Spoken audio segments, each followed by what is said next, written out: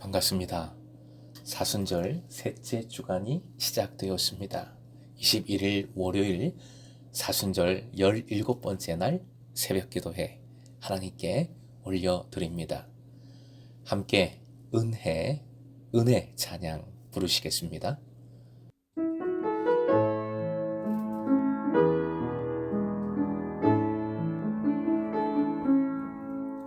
내가 누려왔던 모든 것들이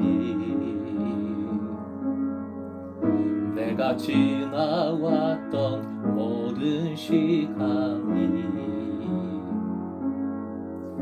내가 걸어왔던 모든 순간이 당연한 것 아니라 은혜였어. 아침 해가 뜨고 저녁에 노을 봄의 꽃향기와 가을의 열매 변하는 계절의 모든 순간이 당연한 건 아니라 은혜여서 모든 것이 은혜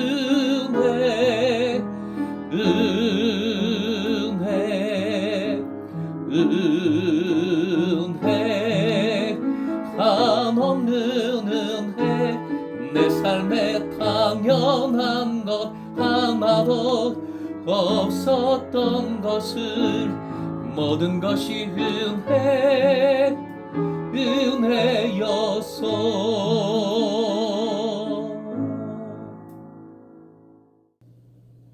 오늘 허락하신 하나님 말씀 출애굽기 13장 17절부터 19절까지의 말씀입니다. 함께 읽겠습니다.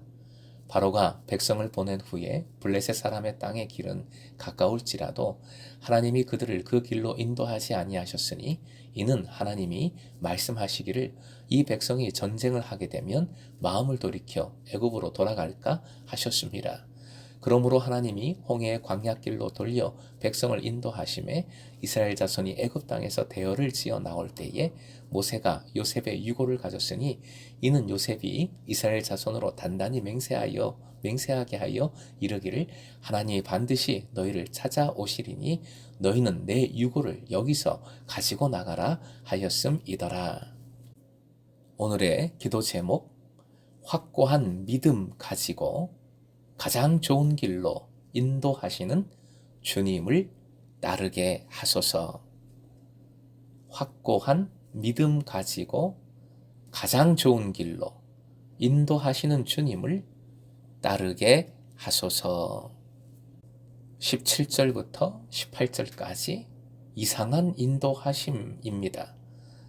가까운 길이 아니라 먼 길로 인도하셨습니다. 구체적으로 말씀드리면 가사라는 곳을 통하는 지중해 해안길이 가장 가까운데 그 길이 아니라 그보다 무려 6배 이상 걸리는 홍해 광야길로 돌아가게 인도하신 겁니다. 만약 이 사실을 여러분이 이스라엘 백성으로서 그 자리에서 알았다면 어떤 생각을 하시겠습니까? 어떤 반응을 보이시겠습니까? 나는 전쟁을 하든 뭘 하든 가까운 곳이 좋다. 지금 노인도 계시고 애들도 힘들어하는데 어떻게 그런 길로 갈 수 있나? 바다 쪽은 더 위험하지 않겠는가? 멀고도 위험한 길을 왜 굳이 가는가? 온갖 원망과 불신이 활활 타오를 것 같습니다. 그런데 따라해 주십시오. 하나님의 인도하심에는 하나님의 뜻이 있다. 화면 보시고 한 번 더요. 하나님의 인도하심에는 하나님의 뜻이 있다. 빠른 길보다 돌아가는 길이 지금 이스라엘 백성에게는 가장 좋은 길입니다. 전쟁을 피할 수 있는 안전한 길이기 때문입니다. 지금 막 출애굽했어요. 다 지금 정리가 안 됐습니다. 준비가 안 됐어요. 이런 상황에서 전쟁을 맞이했다가는 큰일 납니다. 한마디로 표현이 좀 그렇지만 몰살합니다. 이집트 돌아갈까 하셨다 했는데 이는 단순히 불순종에 대한 말씀이 아닙니다. 이집트로 어떻게 돌아갑니까? 진군해 오는 적군을 평범한 가정으로 구성된 지금 준비도 안 된 이스라엘 백성들이 우왕좌왕 후퇴하면서 감당할 수 있겠습니까? 결국 히브리 민족은 역사에서 사라졌을 겁니다. 결국 하나님의 인도하시는 길에는 하나님의 뜻이 있고 그 뜻은 이스라엘 백성을 위한 가장 좋은 것이고 이 인도하시는 길이 가장 선한 길, 안전한 길인 겁니다. 그리고 19절 요셉 유언의 실현이 되는 말씀이 나오지요. 긴박한 상황 속에서도 이스라엘 민족은 요셉의 유언을 지키고 있습니다. 창세기 50장 24절 읽어드립니다. 요셉이 그의 형제들에게 이르되 나는 죽을 것이나 하나님이 당신들을 돌보시고 당신들을 이 땅에서 인도하여 내사 아브라함과 이삭과 야곱에게 맹세하신 땅에 이르게 하시리라 하고 이어지는 25절 함께 읽습니다. 요셉이 또 이스라엘 자손에게 맹세시켜 이르기를 하나님이 반드시 당신들을 돌보시리니 당신들은 여기서 내 해골을 메고 올라가겠다 하라 하였더라. 이스라엘 백성이 이 맹세를 지킨 겁니다. 이 요셉 유언의 말씀을 통하여서 요셉의 믿음이 어떤 믿음이었는지를 상고해 보고자 합니다. 하나님의 인도하심과 직결되는 문제이기에 함께 묵상을 해보겠습니다. 요셉의 믿음은 첫째, 견고한 믿음, 굳센 믿음, 확고한 믿음이었습니다. 19절, 단단히 맹세하여 하나님이 반드시 라는 표현이 거듭 반복되고 있지요. 히브리서 11장으로 가봅니다. 22절 말씀 같이 읽겠습니다.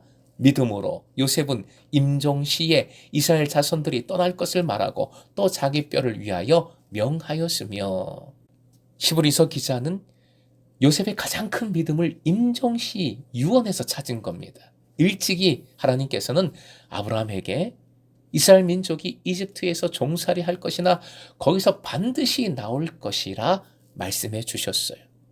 주님의 인도하심이 있음을 약속해 주신 것이죠.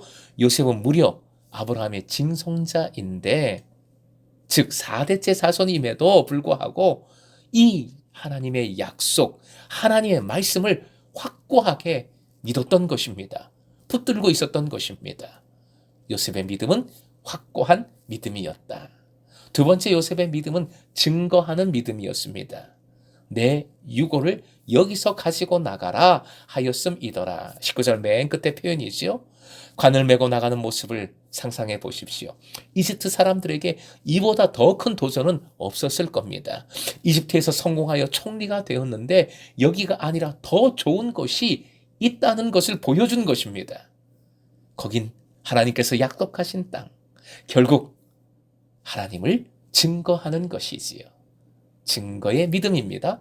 세 번째 요셉의 믿음은 하늘의 믿음, 하늘을 사모하는 믿음이었습니다. 요셉은 죽는 순간에도 하늘의 꿈을 꾼 것입니다. 하나님 나라를 소망한 것이지요. 유고를 가나안에 묻게 해달라는 것은 지금 여기 이 땅이 아니라 하늘의 소망을 두고 궁극적으로 하늘 소망을 두고 있음을 보여준 것입니다. 히브리서 11장 16절 말씀 같이 읽겠습니다. 그들이 이제는 더 나은 본향을 사모하니 곧 하늘에 있는 것이라 이러므로 하나님이 그들의 하나님이라 일컬음 받으심을 부끄러워하지 아니하시고 그들을 위하여 한 성을 예비하셨느니라. 아멘. 참 은혜로운 약속의 말씀입니다. 요셉의 믿음이 바로 더 나은 본향을 사모하는 믿음이었음을 성경은 이렇게 증거하고 있습니다. 본향을 사모했기에 현실의 어려운 문제, 현실의 어떤 난관, 제한들을 넘어설 수 있었음을 보여주고 있습니다. 요셉의 유언에 대해서 말씀은 계속 증거합니다. 후대에 완전히 이 유언이 실현됩니다. 여호수아 24장으로 가봅니다. 32절 말씀 같이 읽겠습니다. 시작. 또 이스라엘 자손이 애굽에서 가져온 요셉의 뼈를 세겜에 장사하였으니 이곳은 야곱이 베크시타를 주고 세겜의 아버지 하몰의 자손들에게서 산 밭이라. 그것이 요셉 자손의 기업이 되었더라. 가나안에 묻힐 뿐만 아니라 가나안의 땅을 자자손손 기업으로, 재산으로, 유업으로 받게 되었다는 말씀입니다. 성경은 요셉의 유언이 어떻게 이루어졌는지 이 일을 계속 추적해서 증거하고 있는 겁니다. 한마디로 요셉의 믿음을 강조하고 있습니다. 동시에 확고한 믿음으로 본향을 사모하여 주님의 인도하심을 따를 때에 어떤 결과가 있었는지, 즉 자자손손 기업 열매가 있음에 대한 것을 확실하게 보여주고 있습니다. 결국 믿음의, 확고한 믿음의 열매 주심을 약속하고 있는 말씀이지요. 내가 욕심 부린다고 기업이 있는 것이 아닙니다. 확고한 믿음이 가장 큰 재산임을 믿으시기 바랍니다. 요셉에게는 주님 인도하심에 대한 확고한 믿음이 있었고 그 믿음으로 자손 대대로 주님의 기업을 누렸습니다. 그러니 혹 삶의 상황이 이해가 안 되고 내 생각과 많이 다르게 흘러간다 할지라도 하나님의 선하신 인도하심을 확고하게 믿으십시오. 하나님을 신뢰하십시오. 사순절 17번째 날에 만나는 하나님은 이런 하나님이십니다. 화면 보시고 함께 읽겠습니다. 확고한 믿음에 반드시 열매를 주시는 하나님, 가장 좋은 길로 인도하시는 하나님. 사랑하는 금성의 제자 여러분, 오늘도 여러분은 하나님의 선하신 가장 좋은 인도하심 안에 있음을 믿으십시오. 확고한 그 믿음으로 겸손히 주님과 동행함으로 하늘의 열매를 누리는 오늘 하루가 되시길 주님의 이름으로 축원드립니다.